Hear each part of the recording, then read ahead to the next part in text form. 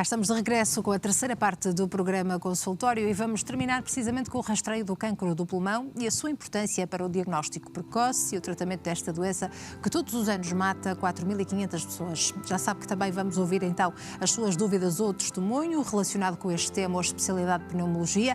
Para isso só preciso que marque o número de telefone 22-508-3297 para aqui poder falar com o nosso médico, o especialista convidado que vou apresentar já de seguida.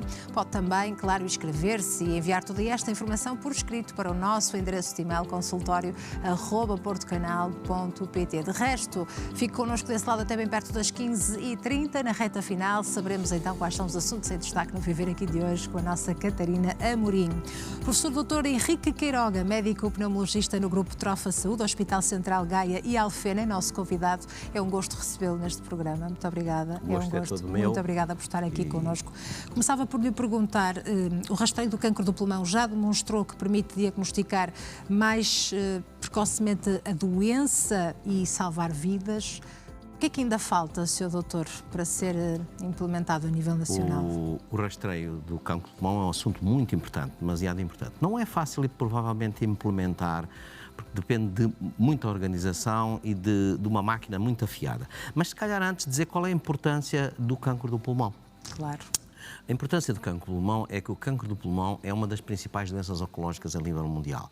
É o maior número de casos novos por ano de aparecimento por NAM, cerca de 2.300.000 em todo o mundo, e que provoca, e aí daí a importância a este fator, que provoca cerca de 1.800.000 mortes. Isto é o cancro da espécie humana com maior taxa de mortalidade.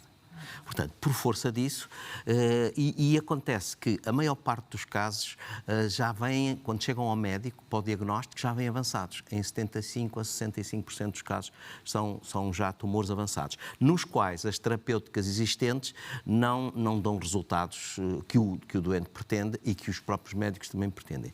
Só muitas vezes em fases precoces, se diagnosticados em fases precoces, nós podemos atingir a cura. E como é que vamos chegar a essas fases precoces? Porque há um problema com o cancro do pulmão nos sintomas e os sinais, é que eles só aparecem muito tarde na evolução da doença. E quando aparecem os sintomas, muitas vezes o tumor já está espalhado. Portanto, já tem as costumeiras ditas raízes, e nós dizemos metástases, não é? Sim, sim. E, portanto, se apanharmos em fases precoces, podemos curar.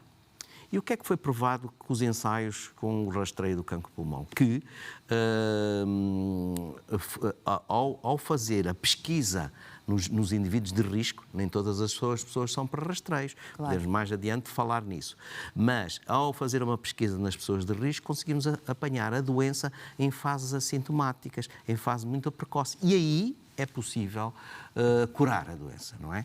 Porque foi nos ensaios, quer americanos, quer a nível europeu, que se fez dos rastreio ao longo de vários anos, de 8 a 10 anos, rastrear as mesmas pessoas para verificar, especialmente pessoas de risco, indivíduos de risco, com uma determinada idade, etc. Mais adiante diremos.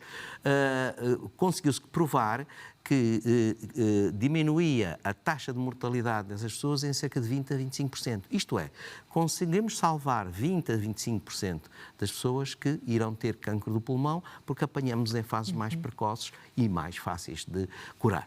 Eu não compreendo como é que o rastreio não está implementado a nível nacional com estes números tão significativos. Pois, também eu não, mas inclusive é só aqui um à partezinho, houve até verbas o ano passado certo. que não foram aproveitadas, deixávamos prescrever em agosto de 23, apesar da promessa dos dirigentes, não é, da saúde na altura em Portugal, de que iriam implementar, além do rastreio da mama, que já é uma realidade, bem como o do cólon, que já é uma realidade em Portugal, falta-nos o rastreio do pulmão.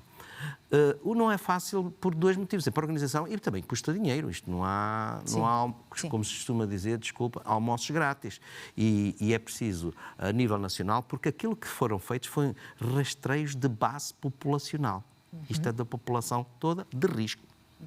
De base populacional, de população de risco. Ora, então quem é que deve fazer o rastreio? Se calhar começamos por aí. Já agora, quem deve fazer o rastreio? Nem todas as pessoas são para fazer rastreio de cancro do pulmão, mas sim os fumadores, que tenham mais que 50 anos. Hoje está-se a puxar um bocadinho a idade, já foi 55, porque os ensaios iniciais foram feitos com 55. Mas verificou-se que tínhamos que diminuir um bocadinho a idade, os 50 anos. Agora, provavelmente, essa idade vai ser puxada talvez para os 45, mas ainda não há evidência científica que assim seja. São os 50 anos, fumadores, há mais que 20, ou isto é, tenham uma unidade, que a gente também em medicina, 20 unidades maço ano. Isto é uma pessoa que durante 20 anos fuma um maço por dia. Pronto, mais ou menos as contas depois dão isso. Fundamentalmente isso. Essa situação. Portanto, pessoas abaixo não têm indicação, podem individualmente, se a pessoa desejar, fazer o rastreio, se for entrar no rastreio, mas não, porque os ensaios foram feitos assim e as conclusões foram para esse grupo de pessoas, não foi para mais baixo. Depois há um conjunto de pessoas que estejam em contacto com carcinogénios ambientais, sei lá, os mineiros, os mecânicos que apanham muito fumo do escape. E há uma coisa que é preciso dizer, que as próprias paredes das casas têm radiação natural, especialmente as paredes de granito, casas de granito, que a gente chama o radão. O radão é um gás radioativo que se liberta da pedra natural, neste caso o granito, e nós temos regiões, quer seja nas beiras, quer seja em Trás-os-Montes, quer seja no Minho, que muitas das casas são feitas de granito. E claro, as pessoas de risco são aquelas pessoas que vivem em casa, as domésticas, as mães de família, à moda antiga, porque provavelmente hoje as mulheres, fruto da sua evolução no nosso país, felizmente, já não são só mães de família e donas de casa, mas que permaneciam quase as 24 horas entre paredes, especialmente no inverno, e que apanhavam o radão. E depois está os mineiros de substâncias radioativas, de minerais de urânio, etc., de níquel, e uma substância também está ligado a um outro tipo de tumor do tórax, que é o mesotelioma, que é o amianto, um dos materiais mais resistentes ao fogo e à temperatura, e que fazia parte dos materiais, até das telhas de algumas das nossas escolas. É um isolante muito interessante, que fazia parte também de um isolante de teatros, etc., que foi tudo desmantelado. Até há bem pouco tempo andavam todos a ser substituídos. É proibido, e é o chamado fibrocimento, que aqueles depósitos de água brancos que existiam nas nossas aldeias também têm fibras de amianto, que foram retirados do convívio humano, e se a pessoa estiver em contacto com o amianto e fumar ao mesmo tempo, tem mais probabilidade de cancro do pulmão do que propriamente ter cancro da pleura, que é o mesotelioma, que é uma das estruturas anatómicas da cavidade torácica. E como é que se faz este rastreio, Sr. Doutor? É um ataque e esse ataque é suficiente para detectar? Boa pergunta. O rastreio é feito nas pessoas de risco, como já disseram, de forma genérica, como já disse, utilizando um método de imagem. Um método de imagem evoluído que nos mostra dar pormenores e pequenos nódulos, pequenas cicatrizes que possam ser suspeitas, que é ataque de baixa dose. Porque a baixa dose é para ter menos radiação, porque as pessoas vão fazer um ataque por ano, durante pelo menos 10 anos. Foi assim que foi feito o ensaio clínico, mas não vamos sujeitar uma pessoa que pode até nunca ter neoplasia do pulmão ou cancro do pulmão a radiações atuais. Portanto, a taxa é uma taxa de radiação muito baixa, que não tem influência, está estudada, e é provavelmente menos quase que 2 radiografias por ano, e fundamentalmente isso. Depois, aparecendo qualquer coisa, é antecipado esse ataque e é estudada com outros métodos de imagem. E depois com métodos de biópsia, não é? De chegar lá à lesão, retirar um pequenino pedacinho para analisar em laboratório se aquilo for muito suspeito ou se estiver a comportar de forma suspeita. Qual é o comportamento de forma suspeita? É o crescimento. É o ter bordos não regulares mais espiculados, mais agressivos. Nós médicos sabemos, e os imagiologistas, os radiologistas e os pneumologistas estão muito habituados a ver esse tipo. E nós não gostamos que apareçam já tumores de 3 e de 4 centímetros e já com metástase nos gânglios e em outros órgãos, que infelizmente o tumor do pulmão tem uma alta taxa de mortalidade, porque tem muita propensão a metastizar-se à distância, a espalhar-se à distância, infelizmente. E quando vem, às vezes, com sintomas, já é uma doença avançada e temos pouco. É preciso notar que na terapêutica do cancro do pulmão houve nos últimos anos, ou melhor, nas últimas décadas, uma evolução extraordinária. Quer não só a velha quimioterapia, porque dizia-se, a quimioterapia agora passou de moda. Não, vamos juntar às novas terapêuticas, que são a imunoterapia, que é fortalecimento do sistema imunitário para ir matar ou atrasar o crescimento daquele tumor, e um conjunto de outras terapêuticas, nós chamamos de terapêuticas-alvo, que são novas terapêuticas, algumas delas até só orais, comprimidos orais, que são o alvo, que vão ao alvo da célula neoplásica e vão impedir que ela cresça. Por vezes não diminuem grandemente o tumor, mas impedem que ele cresça. Estacionou ali. E então nós temos assim casos de doenças avançadas, metastizadas, que a nossa sobrevida mediana, que é a média da sobrevida, quer dizer, 50% de doentes vivem menos, 50% vivem mais, é o ponto médio da chamada sobrevida mediana, não é a sobrevida média, a sobrevida mediana, andava por 4 meses e agora anda por 4 anos, em algumas situações, e impedimos que ele se metastize para locais que nós chamamos de lugares estanques, são difíceis até de atuar, que é o cérebro e também o fígado, mas fundamentalmente o cérebro. Portanto, temos um avanço técnico, mas não chega, porque os nossos doentes, a taxa de sobrevida do cancro do pulmão e nos determinados países, e termo por norma os Estados Unidos, anda à volta dos 17% aos 5 anos. Isto é, de todos. Tem evoluído também nos últimos anos, 17%, 18%. Isto é, de todos os cancros diagnosticados nos Estados Unidos, só 18%, 17% a 18% é que atingem a sobrevida de 5 anos, porque a maior parte deles, 70%, são avançados. Mesmo nos casos precoces, as sobrevidas vão aos 5 anos, vão aos 80%, 85%, que nós precisamos, hoje em dia já estamos a atingir mais um bocadinho, porque estamos a alocar ao terapêutico potencialmente curativo, que é a cirurgia, quando o nódulo é pequenino, é tirar, outras terapêuticas que vai fazendo durante 1 ou 2 ou 3 anos para impedir que se desenvolva novas neoplasias. Antes da táxia, doutor, não há outros métodos que possam ser preventivos, como a espirometria, por exemplo, nada que possa também... A espirometria é um estudo da função respiratória. Tem importância para saber se o doente pode ser operado ou não. Mas há um conjunto de investigações, mas que ainda não deram evidências científicas, que é de biomarcadores. Para saber se... Mas isto é um problema prático clínico. Pode ter um biomarcador alterado e depois vamos procurar e onde é que ele está? Onde é que está a neoplasia? Pois, porque os biomarcadores começam, às vezes, muito cedo e quando as coisas são um grupo de células que ainda não se vê imagiologicamente. Claro. Aliás, um nódulo pequenino de 4 milímetros já tem milhões de células neoplásicas. Se for tumor, já tem milhões de células neoplásicas. Não é uma dá 2, 2 dão 4, etc. Mas, portanto, veja a dificuldade. A gente não pode andar a retalhar aqui, a retalhar ali, cirurgicamente, não é os pulmões. Portanto, nós, inclusive, o tumor, no caso do pulmão, tem que aparecer imagiologicamente, para a gente saber onde é que é. E podem surgir falsos positivos também, ou falsos negativos? Pode surgir falsos positivos e falsos negativos. Nós temos um problema na medicina, claro que isto já estamos a sofisticar muito a conversa. Claro. Porque temos um problema de poder haver, nesta coisa dos rastreios, um hiperdiagnóstico ou um subdiagnóstico. Isto é, vou explicar, é nódulos pequeninos, que se a gente não fizesse rastreio nem taques, não sabíamos que tínhamos, e que desaparecem ao longo dos anos por força do sistema imunológico. Por isso, havia o risco da pessoa fazer, está lá e e, isso no está entanto, comprovado. Desaparecer. Há nódulos que são biopsados, há um estudo, o ALCAP, que é na zona de Nova Iorque, em que fez um estudo e que biopsou e depois, por voluntários, fez a evolução se tinham mudado. E alguns nódulos desapareceram. Desapareceram por força da imunidade.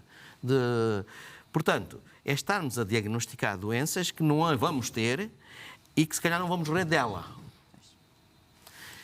Portanto, a coisa não é tão... Os rastreios não é tão... No caso do pulmão, no caso dos outros, da mama e do cólon, é um bocadinho diferente.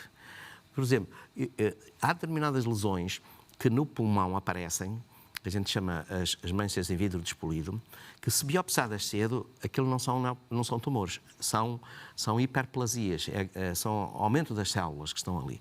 Mas nós sabemos que se vai transformar em tumor. Daqui a 2, 3, 4, 10. Ora bem, no cólon, toda a gente sabe que onde aparecem os pólipos, tiram-se os pólipos. Exatamente. Agora, no pulmão a gente não pode andar a tirar aqui, fazer furinhos. Claro. Não podemos. Portanto, temos que deixar que aquela imagem se transforme minimamente naquilo que a gente sabe que já está a haver ali uma organização de neoplasia, uma degenerescência, e então nessa altura biopsamos e tratamos cirurgicamente, sabendo nós que aqueles tipos de imagem às vezes dão determinados tipos de cancro do pulmão, porque nem todos os cancros são iguais. Há pelo menos 4 tipos de cancro do pulmão, histologicamente. O adenocarcinoma, o epidermoide, não interessa muito para aqui para a conversa. O grandes células e o pequenas células. O pequenas células é o tumor mais agressivo do corpo humano. Claro. Mais agressivo do corpo humano. Está muito ligado ao tabaco e são 15% dos tumores totais do pulmão. Portanto, a evolução, que era provavelmente o que eu desejava e que muitos colegas meus desejam, é que nós apareceu o cancro e tínhamos uma medicação para tratá-lo. Medicação médica, não é preciso andar a tratar. Eu vou dizer aqui uma coisa que se calhar os cirurgiões não gostam muito, porque, eu sei que eles não gostam, porque o retirar o nódulo, retira-se um bocado do pulmão, que ainda é bom, é uma terapêutica pela negativa. Então a gente tem de um lado, tira de um lado, tem do outro lado, tira do outro. E depois tira o pulmão todo. Não pode. Temos que haver, porque a evolução da medicina, e vamos lá chegar, porque chegámos em muita coisa e vamos lá chegar. A evolução da medicina é ter medicações e estamos quase a destapar, porque já temos medicamentos, os tais-alvo, que vão às células tumorais e não a deixam crescer, bloqueiam-as, porque elas têm uma alteração genética. E a gente bloqueia a alteração genética, mas nem todas têm. Portanto, a solução sai a evolução da terapêutica médica e tem uma outra coisa que a gente ainda não falou, mas pronto, eu posso introduzir, que é o tabaco. Claro. E essa é a principal mensagem para quem é fumador, não é? É o tabaco, é tentar e mentalizar as pessoas e começar nas escolas, provavelmente nas escolas primárias, é tentar mentalizar que o tabaco faz mal, a dar conhecimento. E depois fazem a opção que querem na vida. As pessoas têm que ser livres, também não podemos fazer, acorrentarmos as pessoas, porque o tabaco faz mal, faz. O tabaco é evidente que está na gênese, não é só do cancro do pulmão. É de vários cancros e está na gênese de uma doença do aparelho respiratório, que é uma doença que vai ser em 2050 a segunda causa de morte, que é a doença pulmonar obstrutiva crónica, a DPOC. Claro que muitas vezes aquilo que se sabe hoje em dia é que o tabaco é uma interação entre o tabaco e a genética da pessoa. Portanto, se conseguíssemos eliminar pelo menos um dos fatores de risco. Mas como nós não conhecemos a genética da pessoa, quando tivermos o genoma todo de cada pessoa e fizermos aconselhamento genético, olha, não pode comer isto, não pode comer aquilo, porque não tem este gene que codifica aquela enzima que metaboliza a laranja no estômago ou o leite. E para o tabaco também haverá pessoas que degradam mais rapidamente os produtos nocivos do tabaco que entram em circulação fruto do fumo inalado, que é absorvida, especialmente rapidamente até a nível da mucosa bucal, e não tem essa capacidade. Não é que isso seja defeito delas, é que nós não podemos ter os enzimas todos da espécie humana, cada um per si. Portanto, não metabolizam, o tóxico anda a circular mais tempo, acumula-se e faz as suas ações deletérias. Doutor, se tivermos a oportunidade, vamos ainda falar sobre as novas formas de tabaco também. Também, olha, é isso que estava a pensar. Tivemos uma transmissão de pensamento. Sem dúvida. Antes disso, vamos fazer agora um curtíssimo intervalo. Agradeço imenso esta conversa e a sua presença, Sr. Doutor. É sempre um gosto recebê-lo. Muito obrigada. Portanto, já sabe, aí para casa deve marcar o número de telefone 22-508-3297 para se inscrever e aqui também colocar a sua questão a partilhar connosco o seu testemunho. Pode também fazê-lo por escrito através do endereço de e-mail consultório@portocanal.pt. Vamos fazer um curtíssimo intervalo. Estamos de regresso consigo, com a sua participação. Até já.